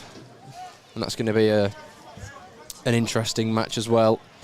Obviously, the reverse fixture last season, I believe the most recent meeting between the two sides, which you commentated on. That was a 2-0 win with a late Jake Day ISA to make it 2-0. Yeah, an incorrect red card handed to George Cantrell on that day as well. That was the big talking point, wasn't it? Well, because that was rectified. It's not very often we get picked for television interference, but who knows? Maybe they're like London buses. Yeah, who knows? Well, Alfreton Town do have a substitute ready. Max Hunt prepared to be introduced for Dwayne Wiley, who has come off the pitch, and at the moment Adam Lund's kind of filling in at the back. It doesn't look like the subs. Is it allowed to be made yet? Max Hunt's just kind of stood on the halfway line, ready to come onto the pitch. Just and the board is now raised. Yeah, just another little one that's come through. Tuesday evening's opponent Southport, only 4-1 down to Radcliffe. I think it does go to show how much of a poor result it was on Tuesday night for Alfreton. But if we're positive and we look at the game today, what a response that is so far. Don't want to jinx anything, but Max Hunt has been introduced at the back in place of Dwayne Wiley. The final change. It's just going strength for strength, really, isn't it? Wiley to Hunt. Well, Green looks to put in a cross on the right-hand side, and it was a really, really good delivery. Just about evaded the red shirts in there. I think it's Stephen Walker. Yeah, Walker was there. Tear was bearing down on the 6-yard line as well, but it finds its way out for a Scarborough corner. And I was just trying to fiddle with my phone as I'm checking the live table. With this result, Alfreton would move up one place in the table, up to 11th. But the corner does come in. Jake Askew comes for it and doesn't get there. Scarborough do have possession on the edge of the box still. Colville tries the shot on his left foot. Adam Hansen blocks that one with his thigh. And Cantrell carries that one away, tries to find Whitehouse, but his pass is sloppy. Billy Heath not happy with that one as he turns away from the play. Colville cuts in onto his left foot. Green tries the shot from distance, blocked immediately. Still in possession though, the hosts. Ball in from the left-hand side. Hunt gets there first. Anson furthers the clearance towards Perver. Colville delivery on his left foot, flicked on by Bennett. Still there with Waldron, pulled back. Oh, and Bennett can't sort his feet out, and that is typical of the day for Scarborough. Just not able to make the chances stick when they do come. And that one trickles wide out for a goal kick for a grateful Jake Askew. A frustrating couple of minutes for Scarborough. Just the flashes across the box. I think they were hoping one would go in and then there'd be a really, really interesting end to this game. But I think some of them have had enough after that spell of play. You know, kind of three or four moments that could have resulted in goals, and none of them have ended up in. And now many of them heading for the exits. Well, we've had a question in the chat, the first message today, and the score is currently 2-0 to Alfreton Town. Goals from Lewis Salmon and Adam Anson in the first and second half respectively. Scarborough have come the closest most recently to finding the back of the net and making a game of it as we enter the final sort of 5 minutes, but at the moment it remains 2-0 to the visitors. And Whitley playing as a sort of third centre-back now as he unleashes. Waleji has space to drive forward, but that's a sloppy pass. Newell intercepts, but equally as sloppily gives it away. Jed Abbey, though, on hand to aid defensively. And here he is. Jed Abbey carries it forward beyond the halfway line. Wow. Lays it off to Nathan Newell, who has time and space, but it is on his unfavoured right foot, and I think he's done the right thing of taking it to the corner. But that's a fantastic bit of skill to find the pass inside to Jed Abbey, but it just about doesn't stick. He did not learn that in Sunderland. No way. Glynn lays it back to his goalkeeper, Whitley, who clears. Colville finds the feet of Adam Lund, whose clearance is very high. Buys Alfreton a bit of time. But yeah, this win, should things stay as they are here and around the grounds, would have Alfreton up into 11th on 43 points. Just the 7 behind the playoffs now, with Curzon Ashton and Kidderminster losing. Waldron, though, with a great bit of skill to now drive forward beyond Whitehouse. Solidemi looks to put a foot in, and Cantrell's there to lay it off to Jed Abbey. Here's McDonough now. Goes back to Solidemi. Just first time clips it down the line into an area. Makes Whitley and Waleji think about it, and Whitley looked a little bit too calm there as his clearance just bounces off the head of Jerry McDonough, but thankfully for him, Scarborough maintained possession. And here is Green infield to Colville. Pass isn't quite presenting itself. He does find one though on the far side. Cross comes in from the left, taken down by Bennett, laid off for Colville. He can't quite sort his feet out, tries to shoot. Will he get the ball out of his feet? He can't quite manage it. And Lewis Salmon just happy to carry that one away and just knock it down the line for Whitley to come and claim. Out he goes to Alegi. We appreciate the support from Zurich in Switzerland. Scarborough find the pass down to the right-hand side towards Walker, but Whitehouse does enough to divert the cross into the feet of Solidemi, and the clearance all the way up to the halfway line. Going to get a little bit repetitive now if it wasn't already. And Cantrell thinks he's won the ball on Glynn there, but the referee disagrees. Cantrell, I think, is going to be careful with his afters because he knows he's on a yellow card, and a second yellow would be undesirable at this point in the game. Scarborough with a free kick for themselves. Perver from the right-hand side, in it goes as they gamble, looking to try and find a goal and a way back into this game. Colville lays it off for Green, whose shot from distance is... that's a cherry on the top. Yeah, it's the worst of the day, I think. Right as the added time board comes up for 5 minutes, Green's shot from distance. He set himself, looked to strike it with power, which he did, but lacked the accuracy relatively significantly, and that one sails into the car park. He put that one so far over the bar and so far out of the ground, it landed in Whitby. Well, 5 minutes of added time for Alfreton to hang on to this lead. Scarborough fans peel for the exits as Jake Askew's goal kick is up towards McDonough. Challenged by Walegi. Cantrell trying to step in. Colville, left-footed pass down the line towards Bennett. Askew's off his line and he does get there first. The flag was up regardless. And there is the free kick awarded for that offside. Jake Askew went down anyway just to try and earn something even if the offside wasn't given, but the goalkeeper off his line quickly enough to win the ball. The free kick nonetheless will ease the pressure on Alfreton. The fans, by the way, who've travelled up here today, some of them will have travelled yesterday, in fine voice behind that goal. Yeah, I think quite a few I've seen online, a lot of them come up the day before. In fine voice, just as they were on the final day last season in slightly warmer conditions. It was still a bit nippy on that day, if I remember rightly.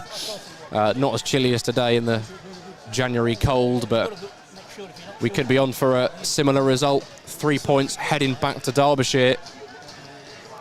But Scarborough, with only a few minutes left to make something of it now. Crazier things have happened in football. Maltby goes back to Waldron on the halfway line. Maltby then switches it across to Walegi. Scarborough look to probe for one last possible consolation goal. If they're going to get something out of the game, they're going to need it now. Here's Green, tries the shot from distance, who's been locked down by Nathan Newell. Here's Colville though. Out onto the left-hand side again, a right-footed delivery towards the back post to Bennett, but his header only finds the crowd behind Jake Askew's net, who's going to wait for the ball back and chucks back across the ad board. It is towards Jake Askew, and you'd like to think from an Alfreton perspective that is it. Even if Scarborough managed to find a late consolation goal, there isn't going to be time to add a second to that. But obviously you'd love to come away with the clean sheet. First one for a long time in the league. Jake Askew, his goal kick up towards McDonough, cleared away by Maltby, up towards Bennett. Newell heads that one away, and Salmon manages to escape with possession. Drives it down the right-hand side, looks to burst beyond Walegi and keep it in the corner, but Walegi has a little bit of a push from Lewis Salmon. I think he just knew that, you know, if he did nothing, that was going to run out for a goal kick, and Salmon is going to earn himself a yellow card for that, I think. Salmon has the yellow card brandished by the referee.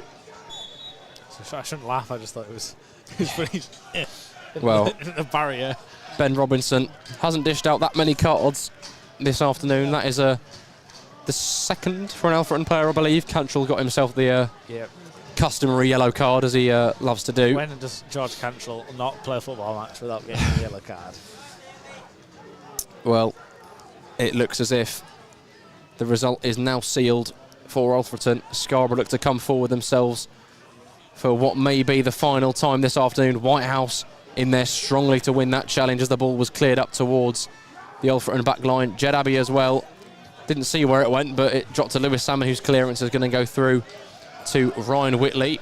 I have to say, Jed Abbey has been absolutely brilliant. Yeah, he's slotted into that midfield role, kind of where we've seen Liam Waldock play a lot this season. He's slotted in perfectly, isn't he? Yeah, Matty's man of the match today, for sure, Jed Abbey. Well, there you have it. Ryan Whitley brings that one across to Will edging ever closer to the final whistle from the referee. Here's Maltby on the halfway line. Every player in the Alfreton half, bar the Scarborough goalkeeper. Ball into the box, headed away by Adam Lund. Out to Welegi on the left-hand side, lays it back for Purver. Gives it to Colville on the left, he's up against Cantrill. Trying to find space for a cross, which he does. Slightly overhit.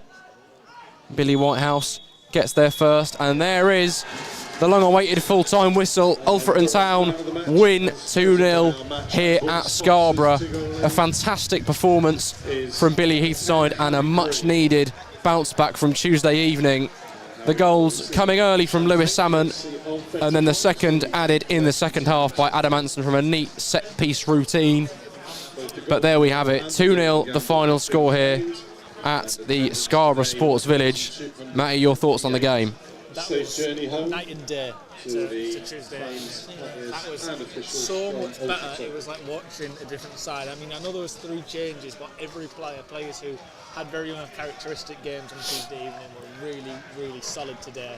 And I think that's the best thing when you're a side out of form and you play another side out of form. There's a good chance one of the sides is gonna have a chance to break that streak. And obviously we have today. I think we were obviously the long ball, the flick on from Day down to Salmon, 2 minutes in. That goal early really, really was the difference maker. And dare I say, a stroke of luck. I mean, I know it's hard work because out the air. But you need that rub of the green with the ball kind of dropping after you flick it on. Yeah. Scarborough players being asleep and Salmon being free and having time to pick his spot and slot it away with no difficulties at all. And then that just gives Alfreton the chance to just sit deep, let Scarborough try and break them down, be organised and kind of just play their own game, what they're so good at, a frustrating team. Scarborough couldn't find a way through. They played from side to side but never really forward. They would get frustrated and knock the ball over the top or try and walk on and behind. That was too far, and just gave Alfreton the ball back.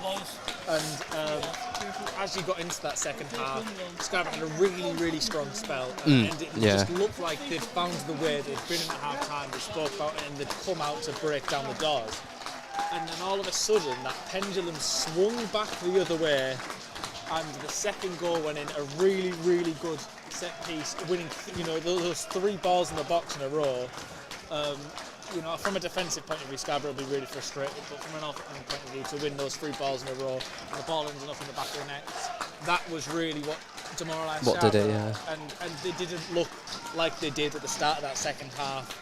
The game slowed back down again, they grew frustrated again, shades of the first half came back, and then it became very end-to-end of kind of Scarborough coming forward, committing too many forward, people finding space, was going up into their half, but yeah. Yeah, I think you've kind of got to hand it to Billy Heath as well with the changes today. Jake Askew coming in, kept a clean sheet, made a fantastic save in the first half, had a couple of moments where you thought his confidence might be knocked a little bit, but he was well assured for the rest of the game. Dwayne Wiley, the experience in the back line looks to have told, and obviously the enforced change of Jerry McDonough didn't deter the side, and the tactical change during the game as well of Nathan Newell coming on for Josh Claxton to kind of shut down Harry Green on that far side. And you didn't hear from Green for the sort of next 30 minutes after that change. We're just watching now, Billy's got, he's come on and he's given Nathan Newell a hug and he's walking off the pitch with him because he's asked him to do a really tough job. He's playing on his weak side.